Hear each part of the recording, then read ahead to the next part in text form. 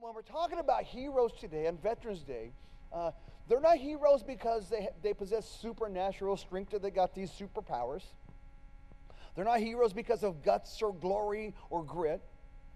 The heroes, for one thing, and the reason that they're heroes is because these guys embrace what so many people avoid, and that is what we call sacrifice.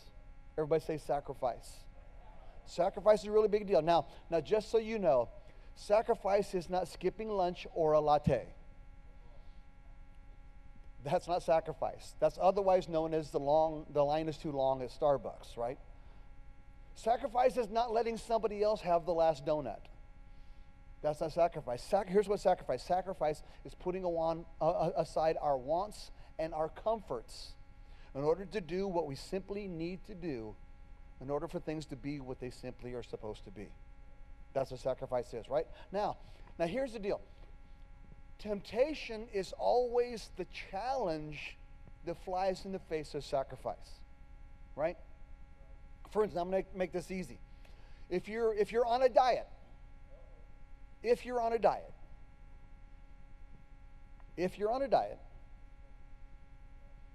then you have to make sacrifices, right? So the temptation during a diet is to not make the sacrifices. So if everybody else is ordering dessert and you're on a diet, you're going to be tempted, right? Makes sense, right? So that's how temptation works. Now when we look at the temptations of Jesus in the book of Matthew and in the book of Luke, Jesus was tempted in three things. He was tempted to turn stones into bread. He was tempted to jump from a really high place so God could catch him.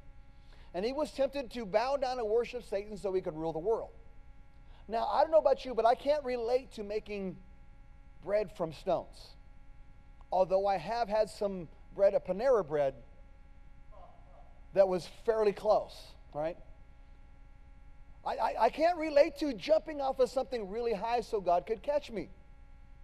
People in my world call that suicide. Okay? And I have never been tempted to worship Satan so I could rule the world. Although I think I could do a fairly good job at it. Right? All right? So I've never been tempted to turn stones into bread, but I have been tempted to leverage what is under my control for my own personal benefit.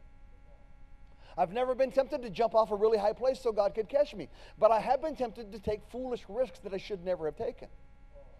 I've never been tempted to bow down and worship Satan so I can rule the world. But I have been tempted to take shortcuts so I wouldn't have to go through the process and the sacrifice. You starting to figure out what I'm talking about? Now here's what's funny is the temptations is to leverage what we can control to prove what we already know to people that don't even matter. I'm going to say that again. You ready? This is temptation. Temptation is to leverage what is in our control to prove what we already know to people that don't even matter. Sounds dumb when you say it that way, right?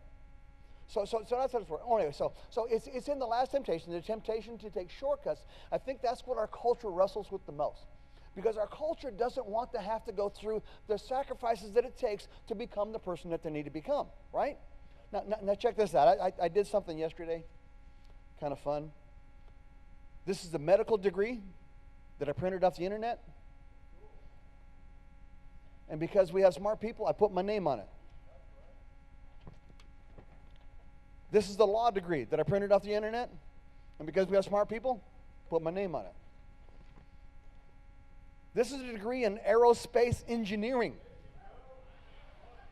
Printed it off the internet, put my name on it. So, I am now a brain surgeon, a lawyer, and a rocket scientist. Okay? Now here's what I know about this already. You are not going to let me operate on your head. There is no way you want me to defend you in court because I will tell the truth.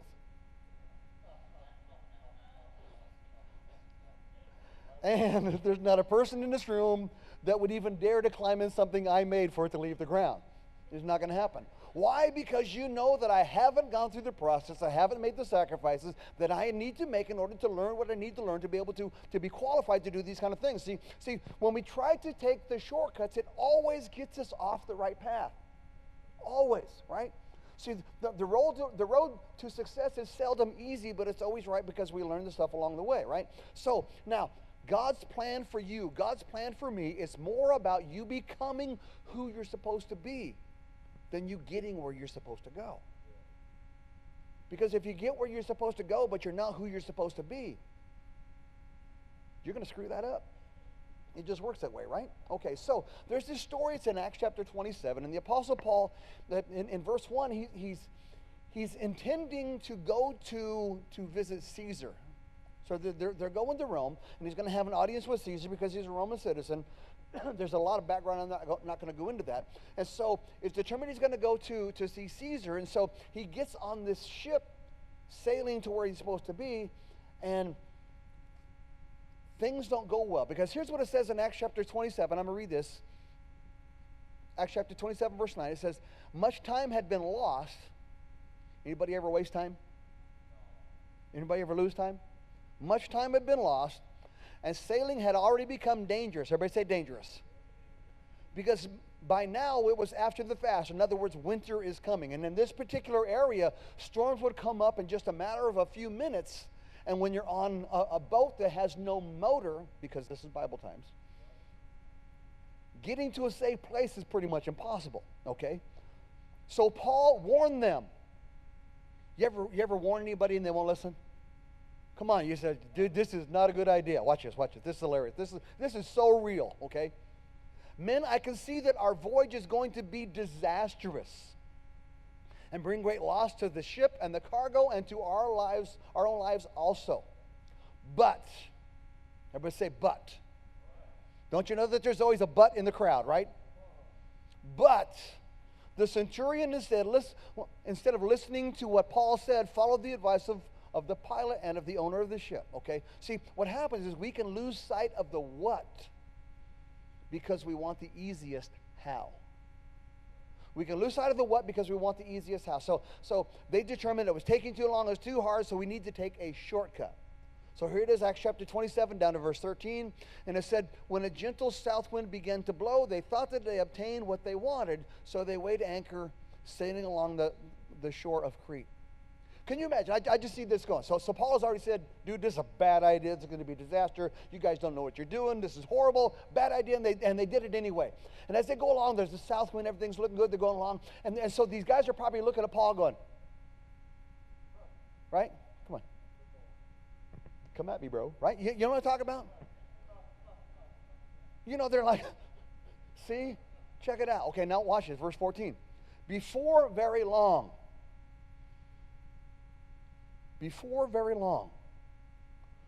a wind of hurricane force called a northeaster swept down on the island. See, what happens, and this happens to us, conditions seem to be in our favor. Now, and I watch people do this all the time. Because there is not a no, we assume it's a go. But how many of us know conditions can change quick, right? Things not go well, this kind of stuff. We'll be all right, no big deal, we'll be fine, right? See, conditions continually change. That's why the what needs to be our focus, not just the how. Now, hang on, we're going to go someplace, right? Now, it's in verse 24, but it's revealed kind of how God's plan works. This is great. So, now, how many of us have been in a situation where you're suffering because somebody else made a bad decision? Come on, I need some friends in the room, right? It's like you told them, you warned them, and they did it anyway. It's like, great. Now, most of us, what we want to do is want to look at that and say, look what you did, man. Are you kidding me? Look what you got us into. And that starts a big old fight, right? And so what happens is God has this message because it's in verse 24 of Acts chapter 27 that it tells us God still has a plan. This is what I want you to get. This is so important for today. Sometimes we make bad decisions. Got any friends in the room? Sometimes we don't listen. Got any more friends in the room? Come on, anybody in this room, you look back and go, man, I should have listened. Right? It's even something as simple as like, I should stop for gas. No, I'll be okay. Right? See, we all have situations that don't work out the way that we want it to. Now here's what happens. Now, we assume because we've blown it. We assume because we've made a bad decision. We assume because things went south. We assume that it's over, but here's what I want you to get. Verse 24, God still has a plan. Because God still wants Paul to go visit Caesar. So it's still in the works right now. So before we think all is lost because we've made mistakes or somebody's made a bad decision or somebody got us in big trouble, I want to look at another boat voyage in the book of Matthew chapter 14, where the what is more obvious than in Acts chapter 27. Okay, now Jesus has been teaching. He's finished up his teaching. Now it's all said and done. And we pick it up in verse 22, and here's what it says. Immediately Jesus made his disciples get into the boat and go on ahead of him to the other side. I'm going to read this again, okay? Immediately Jesus made the disciples get into the boat and go ahead of him to the other side. And go ahead of him to the other side. I want you to get that. And go ahead of him to the other side. So where are they going? To the other side. That's where they're going. So that's the what. The what is always what God says. Okay? So that's the what. They're going to the other side. Now let's keep reading. So verse 23 is here. So it says, after he had dismissed them, he dismissed the crowd, after he dismissed them, he went up on a mountainside by himself to pray. When the evening came, he was there alone, but the boat was already a considerable distance from the land. So get this. This is how life works sometimes. Sometimes it feels like God's way over here and we're way over there. Jesus said, go to the other side, I'll be way over here. And you get way over here and he's way over there. And just like this, the boat was already a considerable distance from the land, buffeted by the waves because the wind was against them. Anybody ever feel like everything's against you? You know what I'm talking about? It's like, oh, can't catch a break. And so these guys are in full panic mode. Full panic mode. Now, before you think them are sissies, right? They're in a boat. This boat is maybe 30 feet long. Maybe. There's a dozen guys in this boat. It's crowded. And they're going across this huge lake. And they get in the middle of this lake. And when they're in the middle of this lake, the wind kicks up. As the storm is blowing in, and the waves are coming up over the top. They're freaked out. Everything is really bad, right? And so it's going really bad. and so they're like, man, this is terrible. We're all going to die. Then Jesus shows up, and he's walking on the water. You guys have heard about that before. Jesus shows up. He's walking on the water. And their first response is, it's a ghost. Doesn't your imagination get all freaky when you're scared? Isn't it funny? When you ever been by yourself and you get a little bit spooked? You know what I'm talking about? And you hear stuff, right? So they're, oh, it's a ghost. So Jesus shows up, and the story goes that he got in the boat, and Peter walked on water, all this kind of stuff, right? So what determines my what, even if it's unclear, it just still doesn't make my how, okay? Now, there's a bunch of stuff that come up. There's a bunch of stuff that can change how things go, right? And so, now I like what Teddy Roosevelt said.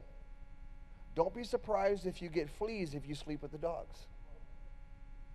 See, sometimes we get ourselves in a mess, and we're hoping Jesus will get us out of it, right? Now watch this. The best part of the story in Matthew chapter 14 is not when Jesus walked in the water. The best part is not when Peter got out of the boat. The best part isn't even when the storm stopped. The best part is in verse 34. This is what I want you to get. And when they had crossed over. Listen, friends, this is it. If God has given you the what, you might not understand the how. There might be things that are going on right now. You're like, man, this doesn't make any sense. I don't even understand this is going to work. You don't always have to know the how as long as you know the who. Jesus said, go to the other side. It doesn't matter if the waves come up. It doesn't matter if the winds are blowing. It doesn't matter if it's the darkest of night. It doesn't matter if I'm halfway across. Jesus didn't show up for me to get in the middle. Jesus showed up for me to get to the other side. And regardless of what I'm facing, regardless of what I'm going through, as long as I stay in the boat and I trust God, I know I'm going to get to the other side. Now, here's what I'm saying. This is why this is a big deal. In order for you to be able to embrace God's plan in your life, it's going to require sacrifice. You're going to have to sacrifice your comfort and your wants in order for God to create in you the person that you're supposed to be, right? So he didn't send you into the middle. He sent you to the other side. Now, I'm going to finish up with this. Just got a little bit of time left. But in the early days, these brave souls would get into these boats and they would sail across the Atlantic Ocean. They would go months without ever seeing land. And what I thought was curious is that as they're sailing across the ocean, now watch it, here's your perspective. There's water, water, water, water. Well, look further. Okay, there's more water, more water, more water, and more water. How far have we come? I have no idea. How far have we got to go? I have no idea. Can you relate? Yet they would be months and months on the water. So what these old maritime sailors would do, and I thought this was curious, is the helmsman, the guy that was steering the ship, every 2 to 4 hours he would have to make adjustments. How did he know to make adjustments? It just seems, so like, turn right. I mean, just how do we do that? Watch this, watch this. So they would use an ancient instrument like this. Can you see this? Can you zoom in on that? Okay. This is called, and I had to look this up and actually spell it a few times to make sure I didn't get this wrong, but it's called a sextant. And it's not what you think. Don't get all weird. Jacked up church, I'm telling you. Okay? So that's what they would use. Now, what's interesting is when they would sail across the Atlantic, they would use the trade winds to compel them across the sea. And the trade winds go in a circle. They go in a circle. And if you just simply follow the wind, you just keep going in circles. Can you relate?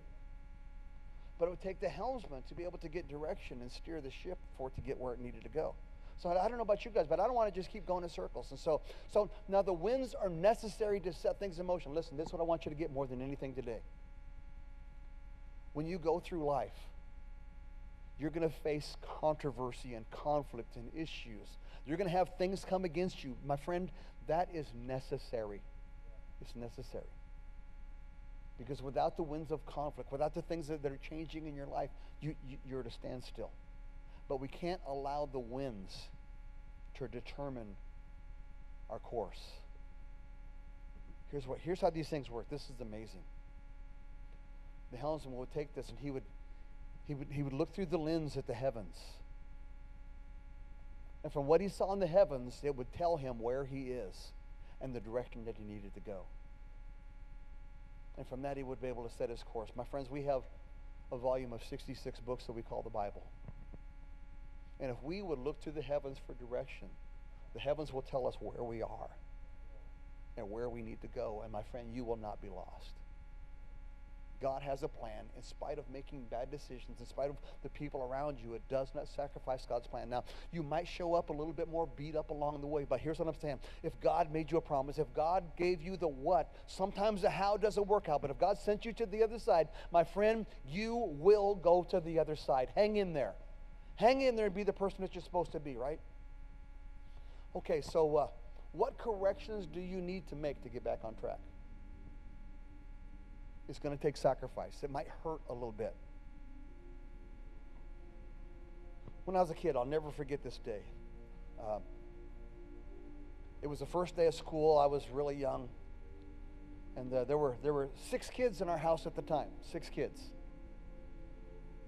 That was back before there was very much TV to watch. And so that morning, all the kids are scrambling around, getting ready for school. Can any parents relate to what I'm talking about? First day of school. That's where everybody's just kind of messing around and mom is screaming at the world. That's how it works, right, Mom? Because you feel like the slower they get, the louder you have to get. And her veins pop out. So they're scrambling around. Everybody's kind of excited. First day of school. We all had new clothes for school because that's how it works, new clothes. Wasn't a lot, but we had new clothes. Pants, shirt, shoes, socks, chones, I mean, the works. And my dad was sitting at the breakfast table watching his 6 kids get all excited for first day of school in their new school clothes. And I was sitting at the table staring at oatmeal for a very, very long time. I wasn't surprised that it was oatmeal because it was that way every day. I hate oatmeal. I hate oatmeal. But I'm sitting there, I watched my dad, and he had a piece of cardboard and a pocket knife. He was carving on this piece of cardboard. And out of the piece of cardboard, he cut the shape of a foot. And he reached down and he grabbed one of his boots. And he slipped the cardboard into the bottom of that boot. And slipped the boot on his foot. As he slipped the boot on his foot, I looked. And at the bottom of his boot, I saw a huge hole as the cardboard slipped through. We all had new clothes, new shoes. My dad really needed new boots. But because of what he loved, he sacrificed what he wanted and what he needed because something else in his heart was way more important.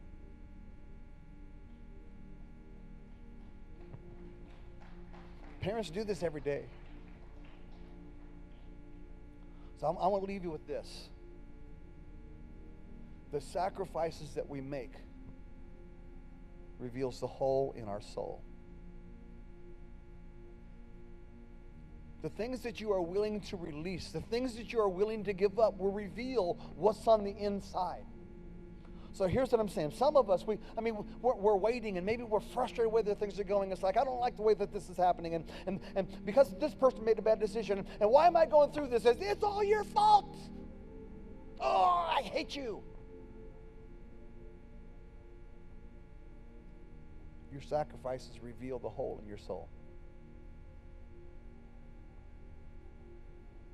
Even Jesus resisted sacrifice. Did you know that?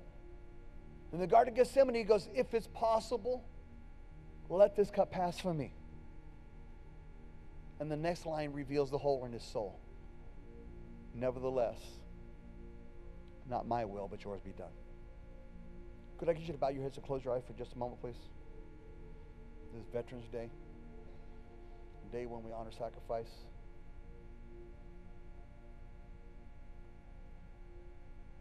I just wondered today, are there people in this room that you're just so frustrated with the world around you, and you're mad at somebody else because of the way that things are going? Maybe you're even mad at yourself, and you feel like that all is lost, or God's plan is off, or maybe you have to pay this price. But you're struggling with something today. You say, you know what, I just really want to get my life back on track. I need to make some adjustments. If that's you, could you just raise your hand up real quick and put it right back down? Thank you. Thank you. Lots of people, lots of people, lots of people. I'm not asking you to join the church. I'm not asking you to make some big old move. I'm just saying, look at the course of your life right now. In light of what you hear from the heavens, is today a good day to make some changes?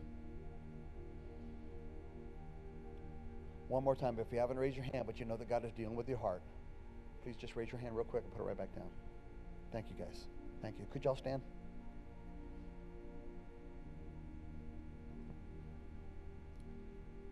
Here's what I've learned.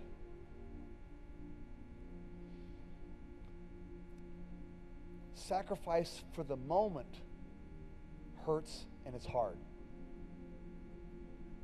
But the sacrifices later, you could not be more proud of yourself. When my dad slipped his boot on, he wasn't mad. He wasn't hurt. He was laughing. He was laughing at his kids. They were having such a great day. It didn't even faze him. Your reward is much greater than you realize. But sometimes we sacrifice our will. Now get this. It's more important that I become the man I'm supposed to be than it is to get where I want to go. God's more concerned about the man than he is the destination. So this morning, if there needs to be some course adjustments, I want to challenge you to pray. Pray where you're at. Pray with one of our prayer partners, something. I want to challenge you to pray. So you walk out of this room with kind of a different attitude, right? You good with that? Okay, you ready? Let's pray.